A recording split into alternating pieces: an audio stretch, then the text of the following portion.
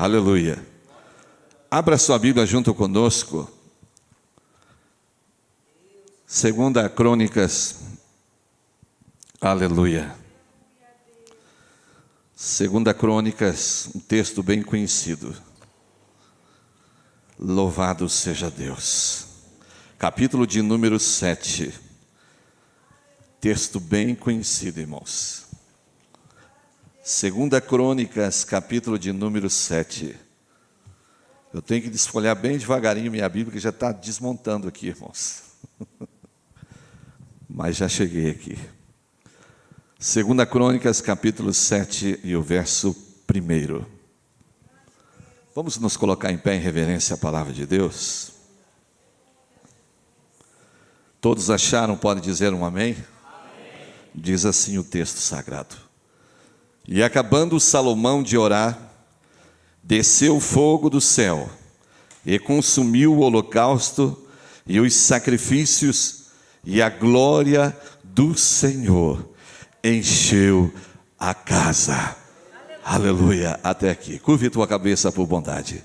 Senhor nosso Deus e nosso Pai, em nome de Jesus Cristo, aqui acabamos de ler a tua santa e bendita e poderosa palavra. Já ouvimos louvores, testemunhos, Senhor, mas neste momento precisamos ouvir a tua voz, meu Pai.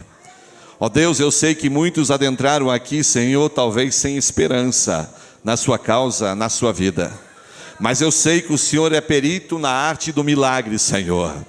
Por isso, em nome de Jesus, que caia por terra toda a sabedoria humana, porque precisamos do auxílio inseparável do Espírito Santo, porque de nós mesmos nada temos, Senhor, e nada presta.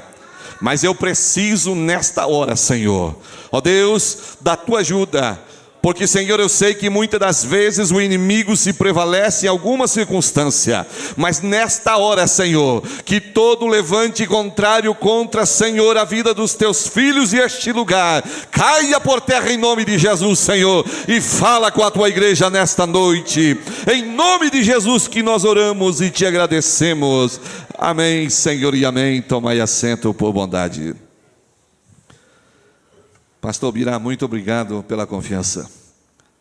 Também, irmão Aurildo, que possa estar cada vez mais abençoando ele, porque eu me recordo quando ele dizia, eu crente nunca. E ele ainda ficava nervoso quando eu deixava os clientes lá da loja, pastor. E eu disse, eu estou indo para a igreja, hoje eu tenho que pregar. Ele, que pregar? Pregar vai pagar tuas contas. Eu disse, um dia você vai dividir público comigo. E hoje ele está aqui para a glória de Deus. Deus te abençoe, Maurício. Aos irmãos, a todos os obreiros, é uma alegria. Rever também, há muito tempo que eu não vi o meu primo que está ali, né, irmão David? Deus te abençoe, minha vozinha, e todos os irmãos. Queridos, quando a gente olha para o tema que foi colocado, eu falando com Deus nessa tarde, nos chama atenção, eu quero só dar uma breve introdução para que depois você entenda por que esse texto. Quando eu olho para a vida daquele homem chamado profeta Isaías, é alguém assim muito citado porque ele escreveu, na verdade, uma mini Bíblia. 39 capítulos se referem ao Velho Testamento. E os restantes se referem ao tempo da graça.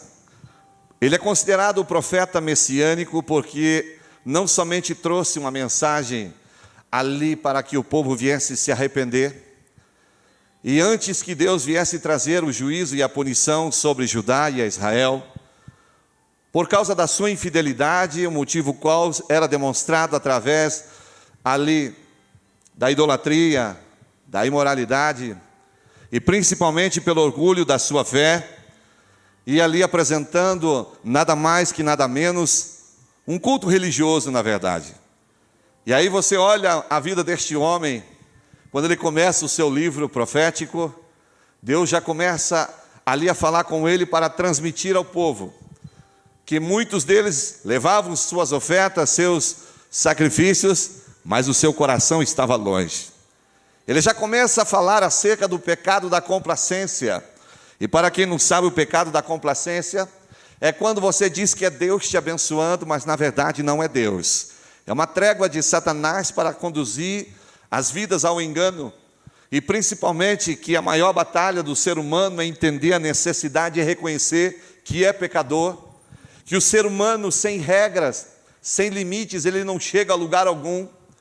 Então aqui, porque a inclinação da carne nos revela e nos mostra mais do que nunca, que o ser humano ele tem a tendência do pecado, porque já está impregnado desde o momento da queda do homem no jardim do Éden. E aqui, quando você vê este homem falando acerca disto, muitos até mesmo não queriam saber de dar ouvido ao que ele estava a dizer. E o Senhor sempre manifestando a palavra, arrependei-vos. E uma coisa que me chama a atenção, que a palavra ali desde o capítulo 1 até o capítulo 3, depois você lê com calma, o Senhor ele usa o profeta falando de uma forma muito contundente, principalmente com alvo direto acerca das lideranças. Porque as lideranças, e também fala acerca dos anciãos, que seriam os mais experientes, como se diz no popular, os de cabelinhos brancos, que indicam trajetória de vida, experiência com Deus e experiência ali de vida, mas muitas das vezes sendo esquecido devido às circunstâncias, e por que não dizer, o sistema que se operava naquela época. Os interesses pessoais, a idolatria, a imoralidade, e quando se fala dos interesses pessoais, o momento que a nação começa agora a inclinar para aqueles que estavam para lhe oferecerem vantagens, e agora demonstra o cenário da ausência de Deus no meio do seu povo. Mas por que estamos dando essa introdução? Para que você entenda que não é somente daquele momento e muito menos somente desta época. Voltando agora na história, quando lemos o capítulo 7 de 2 Crônicas, algo me chama a atenção, pois é o período do rei Salomão. O rei Salomão era considerado ali naquele momento o centro da harmonia e do equilíbrio, o que ligava Israel e as nações à sua volta, o que ligava as tribos e principalmente que trazia ali a harmonia. Mas antes disso acontecer, você tem que dar um retrocesso na história, que é o momento que aquilo que era mais precioso para o povo de Israel, que era a arca do Deus vivo. E a arca do Deus vivo, no período ali dos juízes, você depois pode ler com calma ali em 2 Samuel, quando agora o povo começa a olhar à sua volta e as nações à volta, e eles ficam indignados e olham para Samuel e dizem, olha, todos os demais povos têm os seus reis, seus líderes, estamos cansados de juízes, nós queremos um rei. Agora Samuel fica agora com o seu coração muito apertado, e ele vai ter um particular com Deus, e o Senhor olha para ele e diz, Samuel, agora você está entendendo o que eu sinto? Tanto eu tenho feito para o meu povo desde quando saíram do cativeiro, saíram ali das mãos de Faraó, cruzaram o deserto e tantas outras coisas, e mesmo assim ainda continuam a pecar. Então agora, o sistema que era teocrático, o que seria isso? É quando uma nação é regida somente por um, e quem é esse um? O eu sou, o Todo-Poderoso. Não queriam mais ser dirigidos por Deus, mas queriam uma liderança humana. E o Senhor chegou a Samuel e disse, Samuel, você não vê o que eles têm feito comigo, com tudo que tenho realizado, e ainda têm virado as costas? Então dá o que eles pedem, mas não será como eles querem. E aí quando Samuel sai agora, e ele sai para obedecer a ordem divina, agora veja que esse momento nos chama a atenção, é que todos agora, eles não olham para a orientação divina, mas sim para o seu instinto carnal, e de repente eles avistam alguém que diz o texto que era formoso, era alguém bonito, de aparência, de quem estamos falando? Saul. E quando olham para aquele homem, dizem, esse tem pose de ser rei, esse tem estrutura, esse tem boa aparência, então esse será o nosso rei. E aí o Senhor nos revela aqui, que Deus não olha como eu e você enxerga, porque Ele olha o mais profundo das nossas intenções e o nosso coração. E mesmo assim o Senhor é aquele que respeita, e agora vem este homem, e ele assume agora a liderança daquela nação escolhida, e uma vez assumindo agora, foi um homem que fez muitas coisas perversas, um homem que até mesmo consultou feiticeiras, e ali tantas outras coisas que fez. E algo me chamou a atenção, que determinado ponto da história, está lá em 1 Samuel, quando eles foram ali para uma das suas pelejas, diz o texto, que somente na mão de ali Jonatas e seu pai Saul que tinha escudo e espada, mas os demais, a única coisa que tinha sobre suas mãos era machado, enxada, rastelo. E aqui Deus já começa a nos falar o quê? Que ferramentas despreparadas, as ferramentas sem preparo, eles não conseguem exercer função e muito menos tarefa alguma, mas precisa de alguém que saiba como manusear, como moldar, como preparar, e esse alguém chama-se o Todo-Poderoso, o Eu Sou. Aqui também nos revela que Deus não trabalha na desigualdade e acepção, porque o momento que diz somente tinha na mão de Jonatas e Saul, aqui nos mostra que somente era eles que portavam os elementos para a guerra, mas os demais não. Então aqui Deus está nos ensinando que quando Ele dá algo para alguém fazer, Ele não trabalha na desigualdade. Se Ele dá para você fazer, Ele te capacita, Ele te instrui, Ele te reveste, Ele dá condições para que Ele se colocou como responsável pelo seu chamado e Ele toma conta da sua vida. Então, se você nessa noite chegou aqui, já ouviu muitas vezes que Deus tem um chamado na sua vida, não se preocupe, se você não sabe falar, se você não é um teólogo, se você não tem uma boa oratória, porque o mesmo Deus que levantou um homem que até gago ele era, Moisés, o mesmo Deus capacitou, e este homem hoje, ele é citado na Escritura, e por que não dizer, pelos confins da terra como um grande instrumento do Senhor. Sendo assim, Ele vai te usar.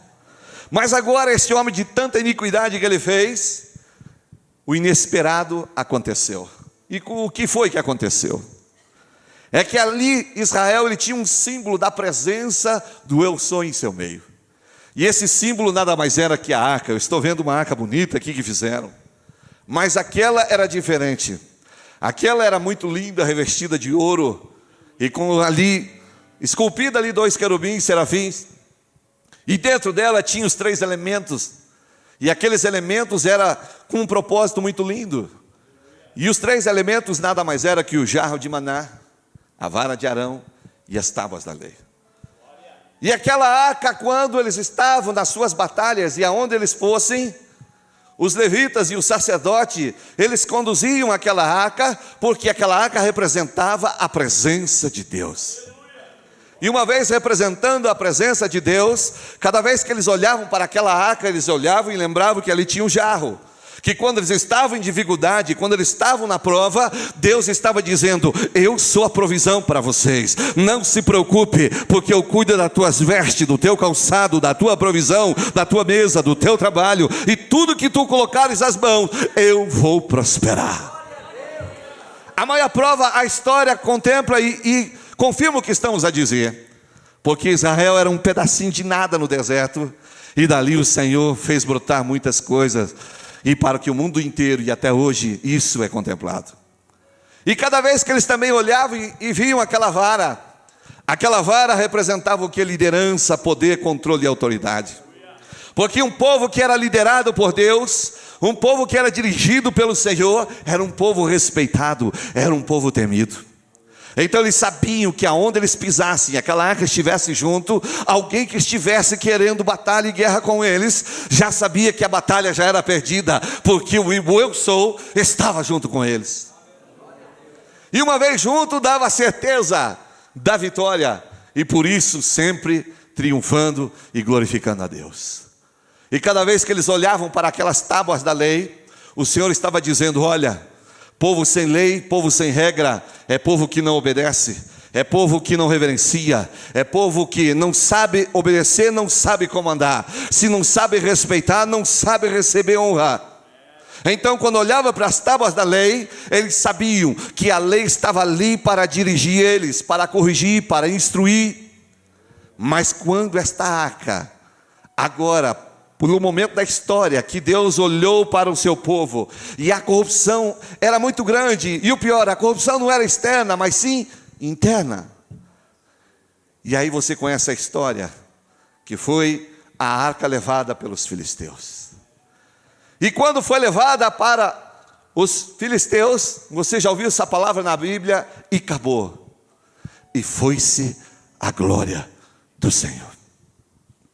Antes, cada batalha era motivo de festa, de alegria, de júbilo, música, dança, banquetes e mais banquetes para comemorar e glorificar ao Todo-Poderoso. Mas agora só resta tristeza, angústia e provação.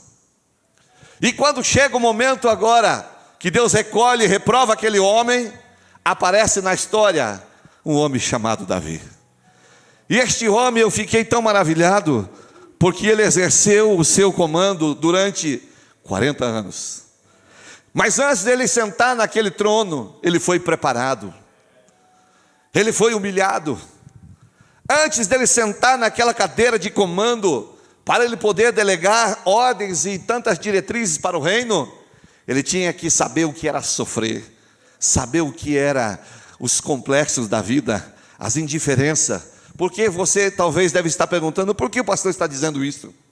Enquanto agora, segundo a lei judaica, que aquele filho bastardo, quando era homem, era para ser utilizado lá no celeiro para cuidar dos animais, o esterco dos animais. Não tinha direito a sandália, a veste, e muito menos comer na mesa. Era alimentado dos restos que sobravam. Enquanto seus irmãos andavam de sandálias e túnicas e roupas bem vestido, ele andava como um maltrapilho.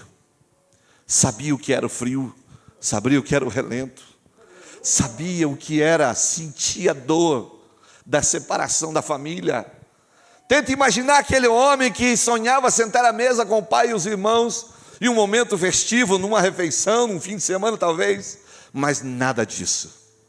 E quando ali os seus irmãos iam para a peleja, ele almejava subir no cavalo e junto, mas a única coisa que lhe restava era poeira sobre os seus olhos, e eu ali, à distância dos cavalos dos seus irmãos, e mais do que nunca, não conseguia acompanhar a velocidade dos cavalos que estavam ali com seus irmãos, porque ele estava descalço. Tudo isso ele sentiu na pele. E agora só lhe restava cuidar dos animais, mas de repente, começa Deus a olhar e dizer: esse é meu escolhido. Por que eu digo isso, irmãos? Porque às vezes quando aquele homem ele se sentia só, Deus é perito na arte de criar situações no inesperado. E às vezes as situações acontecem e você não tem como você aceitar, muito menos como compreender. E aquele homem um dia, ele está pastoreando e começa as batalhas somente entre ele e Deus. E a primeira delas é quando ele vê o seu rebanho agora em perigo. Ele não quer saber se aquela fera ia arrebentar ele, se ia estraçalhar ele em pedaços. Porque o que motivava aquele homem era o amor ao seu rebanho. O amor ao seu rebanho era muito maior do que o medo de ser ali morto por aquela fera. É isso que Deus, Ele honra na vida de alguém. A motivação em prol da sua causa, a motivação em prol do seu rebanho, a motivação em prol da sua palavra. Quando você tem um chamado de Deus, sabe o que faz o diferencial da unção na tua vida? É a motivação. Se você quer ser um pregador, para que o nome do Senhor seja glorificado, Deus vai cuidar do teu chamado. Se você quer ser um professor, e a motivação é que as vidas venham ter conhecimento e alcançar o reino de Deus na eternidade, Deus vai se encarregar do teu ministério. Se você almeja o pastorado e a tua motivação é como foi o que Davi ali com amor ao seu rebanho, Deus vai cuidar do seu chamado. Se você entende isso, você esquece que alguém tem ciúme de você, você esquece que alguém tem inveja de você. Porque tudo isso se torna como munição, se torna como ali revestimento. E aí quando você se depara com estes, o Senhor ele começa a dizer: esse é meu filho, esse é meu escolhido. Se ele está aqui, porque eu conheço a intenção dele. Se ele está fazendo isso, é porque eu sei o que ele quer. Então não se preocupe se alguém não está te vendo, mas tem alguém que está te assistindo. E no tempo dele, ele vai testificar com a tua vida. Passou por tudo isso. Então não se esqueça, tem batalhas que é você e Deus. Ninguém estava com ele quando ele matou aquele leão. Ninguém estava com ele quando ele ia tratar os cavalos, ou muito menos cuidar das ovelhas no pasto. Era ele e Deus. E veja que o sofrimento ele produz algo muito lindo, é a graça. A graça tem dois sentidos, irmãos. Para quem não sabe, o primeiro é o suportar. Porque quando Paulo recebe a visão celestial lá em 2 Coríntios capítulo 12, e ele diz: Senhor, olha o que ele diz: Eu vi coisas que não sou nem digno de revelar, coisas inefáveis. Ainda ele acrescenta mais abaixo, depois você lê com calma. Foi-me colocado um espinho para que eu não me vangloriasse nas coisas excelentes. Porque o espinho faz você reconhecer que não é nada. Faz você lembrar de onde você saiu. Faz você lembrar que é dependente dele. Faz você lembrar quando você está no leito da enfermidade que o teu dinheiro não te cura. Faz você lembrar que o teu diploma de faculdade não traz solução para a tua vida. E aí faz você lembrar que é o número 1. Pai, tem misericórdia de mim. Aleluia. É isso que faz Deus se levantar do seu trono. E quando esse homem chega o momento de assumir, irmãos, aqui que é o ponto crucial da história, pastor. Quando você recebe um convite de um trabalho, é prazeroso você assumir esse trabalho que é rentável. Não é assim, pastor? Se você recebe, obreiro, um convite para assumir uma igreja, e a igreja está bombando, como se fala no popular, que maravilha, eis-me aqui. Se você recebe um departamento e o departamento está só bombando, que bênção, pastor, eis-me aqui, conte comigo. Agora eu quero ver você. Maurildo, eu preciso da tua ajuda. Só que você está disposto? Tem 5 irmãos na congregação. Eu preciso disso, disso, disso. Não tem como. Você está disposto? Porque os que mais falam é o que menos fazem. Então eu vi que você não fala nada, e por isso que eu estou te perguntando. Pode ver, pastor só fala às vezes com aquele que menos fala. Porque ele já viu os outros só reclamando. E Davi agora assume um reino quebrado no popular. Um reino em miséria. Um reino em decadência moral. Um reino em decadência espiritual. Um reino em decadência política e econômica. A tal ponto, irmãos, depois você lê com calma lá em 2 Reis, que quando Judá foi cercada ali pelos assírios, ali olha a proposta insana que mandaram, olha, nós vendemos aí uma cabeça de jumento recheado de esterco de pomba. Não diz lá se foi 1.000 moedas, 1 milhão, não fala bem especificamente. Agora, o que é esterco de pomba? Nada. Olha a decadência da nação, irmãos. Olha a decadência. Você teria coragem de assumir um reino desse? Você teria? E imagine agora o cenário, esse homem assumindo o trono agora. Chegou o momento dele assumir. Nos dias de hoje, como seria? Como será que seria? Os que estão à volta agora, mudou o rei, muda a lei, como se diz no popular. Vamos ver se sobra uma boquinha para mim. O que será que vai ter para mim fazer? Será que agora dessa vez eu vou? Será que vai assim? Tenta imaginar agora, chega um para ele e diz, rei Davi, agora o senhor é o soberano? E agora, o que o senhor deseja? O senhor deseja anel no dedo e vestes reais? E ele responde, não. Fica envergonhado, porque a proposta dele já ficou por terra. Chega um outro e diz, rei Davi, por um acaso o senhor deseja agora como soberano o melhor banquete do reino? Olha que pergunta insana. Se a nação estava agora à mercê de uma cabeça de jumento recheada de esterco de pomba, e o camarada fazer uma pergunta dessa? Ele responde, não. Aí vem o terceiro, bom, ele não quis nada, agora eu acho que a minha proposta vai ser melhor. Rei Davi, o senhor agora é o soberano. O senhor gostaria por um acaso de uma morena ou de uma loira formosa, linda, virgem, maravilhosa? Imagina ele dizendo, agora eu estou bonito. O rei olha e diz, não. Mas que homem esse é diferente, que não quer nada disso, porque qualquer soberano iria pedir o glamour e tudo que é de melhor. Aí vem um corajoso e diz, eu vou perguntar. Rei Davi, ouvi tudo que falaram, e o senhor recusou. Mas perdoe a minha petulância. O que o senhor gostaria? Tenta imaginar a cena, ele se levantando agora, hein, pastor? O silêncio toma conta. O capítulo 6, agora lá, aleluia. O capítulo 6 ali, de 2 Samuel.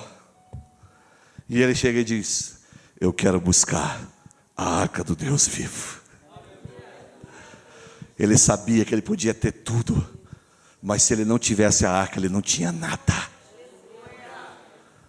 Porque ele sabia, quando ele era criança, ele via as festas que existiam em Israel, a fartura que tinha em Israel. Sabe o que o Espírito Santo falou comigo nessa tarde?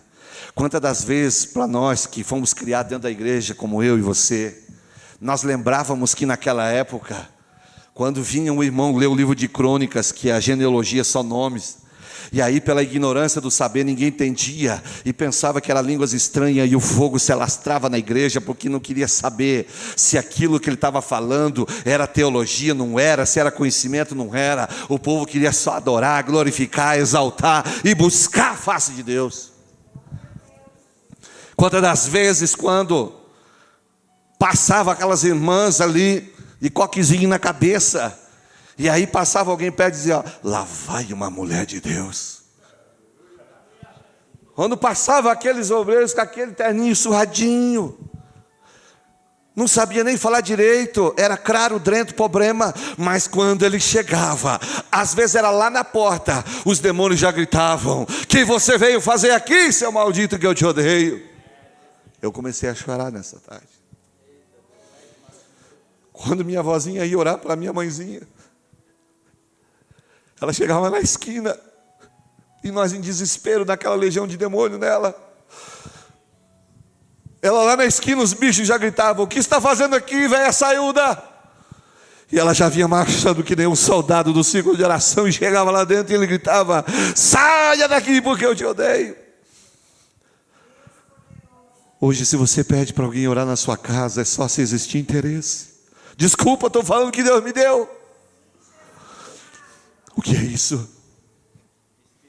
A inversão dos valores. A arca de Deus foi levada. Sabe o que mais me chamou a atenção quando eu pensava assim? É que a presença de Deus, quando estava no meio do povo, a sua glória descia. Quando eu cheguei, o pastor falou: senta aqui do meu lado para me ajudar. E ele usou a expressão: porque Arão e Moisés estavam ajudando. Eis-me aqui, pastor. E eu estava em casa hoje pensando: pastor, por que quando o Salmo 133 fala sobre a barba de Arão, o óleo que desce? A gente vê muita pregação, mas ninguém explica. Sabe por que ali é mencionado o óleo? É porque quando o sacerdote está lá no livro do profeta Ezequiel, ele estava olhando o seu pai, quando ele entrava ali no santuário, e ele ia no Santo dos Santos, mas até chegar lá, ele tinha que pôr aquela vestimenta, e quando ele colocava aquela vestimenta, que tinha os seus elementos, que transmitiam ali mensagens, como aquele que conhece a vontade de Deus, e aquele que obedece, que era Urim e Tumim, e quando ele pegava, e ele colocava a vestimenta, ele passava o óleo, sabe por quê? Aquele óleo, ele exalava um cheiro agradável, e sabe por quê? Olha o quanto que Deus é maravilhoso. É porque existia pessoas que eram cegos, então como que eles iam ver um homem de Deus passando na rua se não enxergavam? Mas quando passava o sacerdote com o óleo na barba, o cheiro exalava, e eles não viam, mas eles sentiam o aroma, eles diziam: está vindo o homem de Deus, olha, ele está passando. Sabe por quê? Aquele que tem a unção de Deus, ele exala cheiro do céu, ele é a rosa de Sarão. É por isso, irmãos, que precisamos entender: você foi chamado para o jardim de Deus e precisa exalar o cheiro do céu. E aí me chamou a atenção mais uma coisa. Quando falaram e acabou, foi-se a glória de Deus. É como se Deus estivesse dizendo: a minha presença é o sinal da aprovação. Se não querem eu no meio de vocês, eu levo comigo o que é meu. Eu levo comigo o que é meu, porque a glória dele ele não divide para ninguém. É por isso que nos dias que estamos vivendo, você vê artistas, púlpitos virando palcos de apresentação, púlpitos ali que as pessoas querem representar, porque o acabou, foi-se a glória de Deus. E aí quando se faz campanha, a igreja enche, e se supostamente recebeu o que veio buscar, daí aquela alegria, mas no dia seguinte, cadê, pastor? Está em casa. está vendo os seus prazeres, os seus interesses. Então nessa noite Deus me trouxe aqui para te dizer algo. Aonde está a arca de Deus na tua vida? Aonde foi parar a arca? Você veio buscar a vitória. A tua vitória é trazer a arca para a tua vida. A tua vitória é levar a arca para o teu casamento. A tua vitória é levar a arca para a tua casa. A tua vitória é levar a arca para o teu trabalho. Porque uma coisa linda, irmãos, é onde você chega, alguém olha e diz assim: eu não sei o porquê, mas eu fiquei te olhando, tem um negócio diferente em você. Por um acaso você é crente. E aí você poder dar aquele sorrisão é machido de dizer: bendito seja Deus. Porque Paulo escreveu aos Colossenses capítulo 3 e o verso 3: e quando Cristo vos manifestar, então vós manifestareis com Ele em glória. Tem Cristo na tua vida? Deus me chamou aqui para falar a tua consciência e não na tua emoção. A emoção você chora, pula, como o pastor falou aqui, mas e como continua a tua vida? Como? Às vezes você vai fazer visita para alguém que te chama, você só vê murmuração, reclamar, dizer mal de alguém, você fica só ouvindo. Mas antigamente não. Entra para dentro, irmão, estamos cantando aqui uns louvor da harpa. Já virava um culto na casa. Entra para dentro, irmão, nós estávamos orando aqui, já era um culto. Quando se ia falar de alguém, olha, o nosso pastor está doente, entra para dentro, nós estamos orando por ele. Olha o departamento lá, o irmão está doente, nós estamos nessa causa. Cadê a arca? Mas a coisa mais linda para que nós venhamos fechar com chave de ouro. Davi pega a arca agora. Diz a Bíblia no capítulo 6 ali, 2 Samuel, e juntou 30.000 homens agora. Vamos buscar a arca. Quando eles vão buscar a arca, e eles vêm trazer a arca, alguém que não era para tocar, tocou. Caiu morto. Davi agora se assusta. E ele deixa agora ali, para ir buscar a Deus o que o Senhor quer. Porque há momentos que você acha que está fazendo a coisa certa, mas seja humilde para dar uma parada e buscar de Deus o que Ele quer com aquilo ou com você. Isso não é feio, isso não é humilhação, mas é humildade perante Deus. Eu vi a mãe dizendo que ela estava pedindo ao Senhor para ser cheia do Espírito, cheia de Deus. Sabe como é que a gente faz? É ser grato. Pastor, não sei orar. Agradece.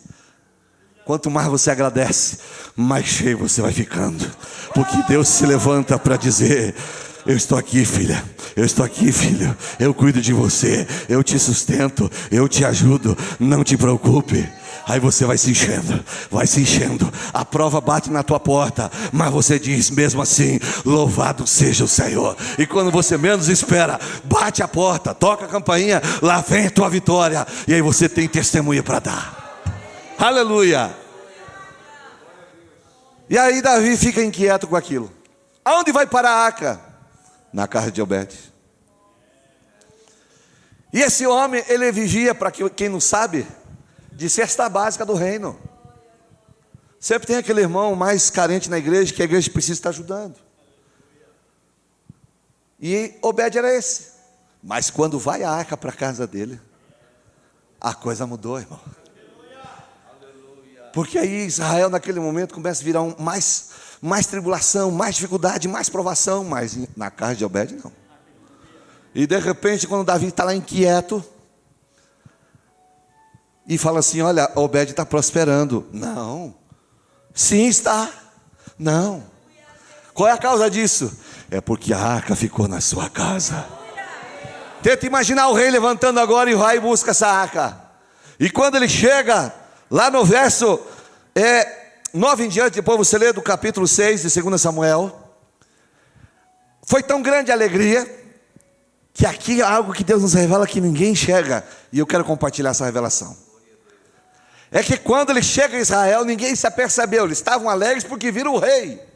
Para eles a alegria era ver aquele homem de poder, se esquecendo o motivo qual ele estava chegando. E naquele momento ali no meio daqueles 30 homens tinha um grupo especial. Que lá em 1 Samuel capítulo 22, quem era? os valentes de Davi. Esses homens eram os de espírito desgostoso, você pode ler lá depois.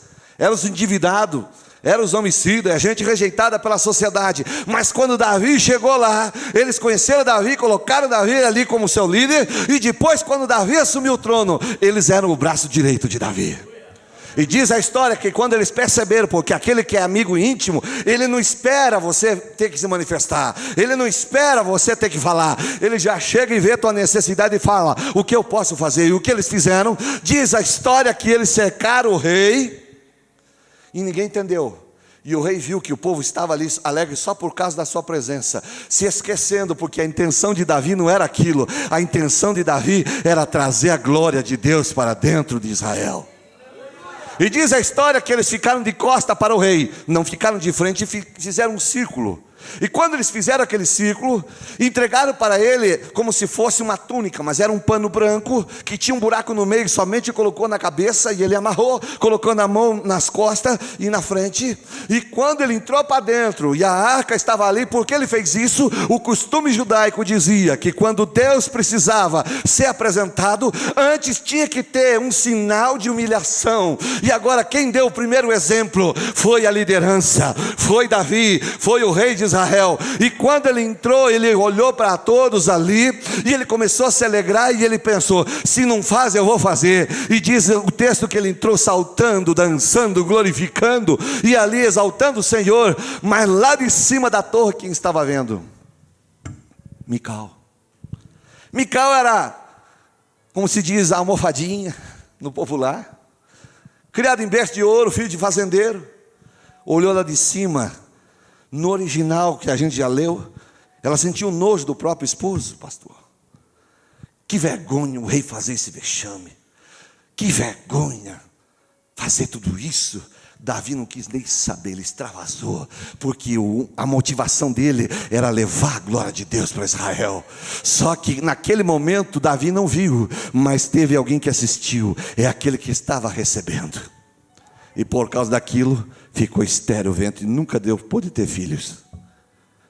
Sabe o que Deus nos ensina aqui? Não se incomode quando você vê um irmão aí começar a bater palma, falar línguas estranhas, dar uns glória a Deus que pareceu um eco aqui que vai tremer esse lugar. Não se escandalize, porque assim como uma criança faz arte, faz bagunça e uns dão risada, então deixe que é ele com Deus. Se ele fizer algo que não era para fazer, depois o vosso pastor que está com a vara vai chamar ele com amor no cantinho e vai dizer: olha, é assim e assim, porque a vara não está na mão de cada um de nós, mas na mão da liderança. Então deixa ele com Deus. Quer pular, quer bater palma, quer rodopiar, quer arranjar língua estranha, é você e Deus. Mas depois não reclame se você querer tomar frente daquilo que não é para você. E aí cai no formalismo, aí não sente mais nada. E aí chega o tempo que Davi queria tanto construir um templo e não pôde. E ele deixou as orientações para o seu filho. E o seu filho, quando recebeu, irmãos, as orientações do seu pai Davi, a primeira coisa que ele disse: quem é o melhor para que nós venhamos a trazer e fazer uma festa e um sacrifício merecido ao nosso Deus? Oh Senhor, ele não pode. Por que ele não pode? Porque ele já é velho. Como assim? A cultura judaica e as leis dizem que é somente até 50 anos. Depois disso ele não pode fazer mais nada, ele é jubilado. Aí o rei olhou e falou assim: ele é o melhor, sim. Ele disse: então quem faz as leis sou eu. Se ele é o melhor, sim, traz ele então. Por que trouxeram ele? Aí agora deixa eu voltar um pouquinho para nós fechar com chave de ouro. Quando Davi estava lá, naquele movimento, e os soldados o protegendo, ele glorificando, saltando ali, de repente diz a história, você for buscar os recursos, você vai achar que tinha um adolescente de 15 anos de idade, chega lá, e quando ele toca em Davi, e aí os soldados chegaram lá: prenda esse menino. Ele disse: não prenda. E ele pegou na mão do menino, e aí os dois começaram a pular, começaram a dançar, e começaram a glorificar, e começaram a adorar a Deus. E quando chega agora, 40 anos depois, ele tinha 15. Quem era esta criança? Quem era? Era Asaf. E sabe por quê que Deus permitiu? Motivação. E aqui o Senhor nos ensina, quando ele pegou na mão de Davi, aqui Davi transferiu, Deus transferiu a unção de adorador para ele. E diz o texto que quando ele disse: olha, você tem o tempo que quiser para fazer a música. E diz a história que levou 7 anos. E quando ele escreve aquela música, tenta imaginar a cena, irmãos. Eu estava hoje em casa ali, meu Deus, eu olhei para fora, eu vi o céu assim bem escuro, falei: vai chover. Agora tenta imaginar todo mundo em volta do templo. De repente o céu se escurece, a nuvem começa a descer. Tenta imaginar, vamos imaginar aqui as crianças dizendo: mãe, a nuvem está descendo. O silêncio toma conta. E de repente, na inauguração do templo, tenta imaginar quando Asaf levanta suas mãozinhas para reger aquele grande coral. Deus chega e diz assim: não! Aqui mexe com a gente, porque eu sou curioso com Bíblia, irmãos, eu fuço mesmo. Eu falei: Senhor, por que ele fez isso? Se você for olhar a Bíblia inteira, você não vai ver o cântico de Asaf.